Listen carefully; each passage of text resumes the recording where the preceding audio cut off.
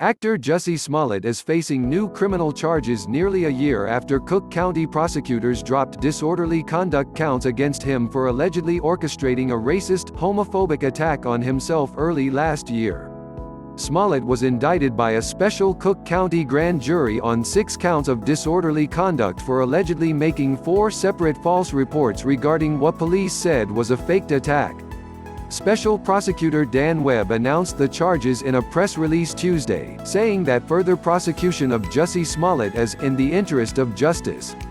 In deciding to bring charges, Webb's team looked at the extensive nature of Smollett's falsehoods and the massive amount of time and money Chicago police put into the investigation, according to the release. Smollett forfeited his $10,000 in bond money in exchange for the first case's dismissal, which Webb noted as less than 10% of the approximately $130,000 the police spent on overtime in the case. Smollett is expected back in Cook County Court February 24, records show.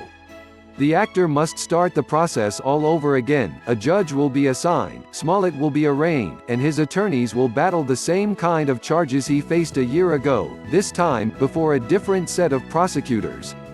The new charges are just the latest twist in the Smollett saga, which ignited a firestorm of controversy for Cook County State's Attorney Kim Foxx when the original case against the actor was set aside. Webb was tasked with investigating all aspects of the case, including Foxx's handling of the matter.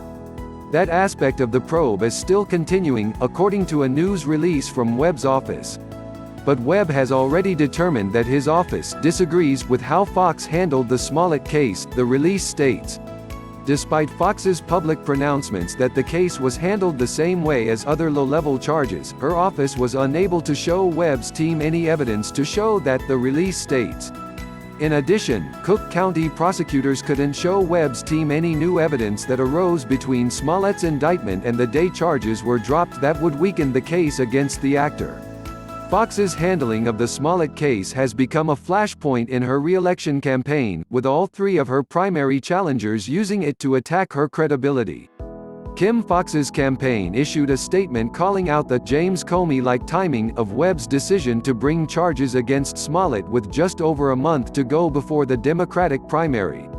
It can only be interpreted as the further politicization of the justice system, something voters in the era of Donald Trump should consider offensive, the statement read. Webb's news release was careful to add that their decision to charge does not necessarily mean that Foxx's office engaged in wrongdoing through the course of Smollett's first case. Smollett, who is black and openly gay, told police he was attacked by 2 men near his home in Chicago's Streeterville neighborhood on a frigid night last January. The men shouted slurs and hung a noose around his neck, he said. But the actor, best known for his now-ended role on Fox's Empire TV show, eventually turned from victim to suspect, and in a Hollywood twist, police said that the entire thing was a hoax and that Smollett actually staged the assault from start to finish.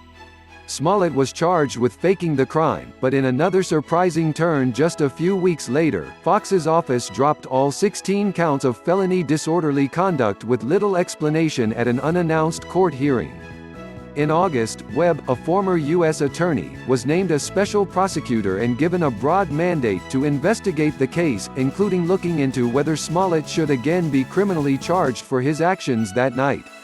In announcing his decision to charge Smollett, Webb pointed to several factors including, the extensive nature of Mr. Smollett's false police reports, and the resources expended by the Chicago Police Department to investigate these false reports.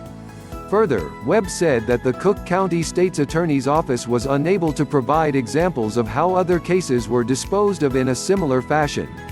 Prosecutors originally alleged that Smollett staged the attack because he was unhappy with the Empire Studios' response to a threatening letter he received at work a week earlier.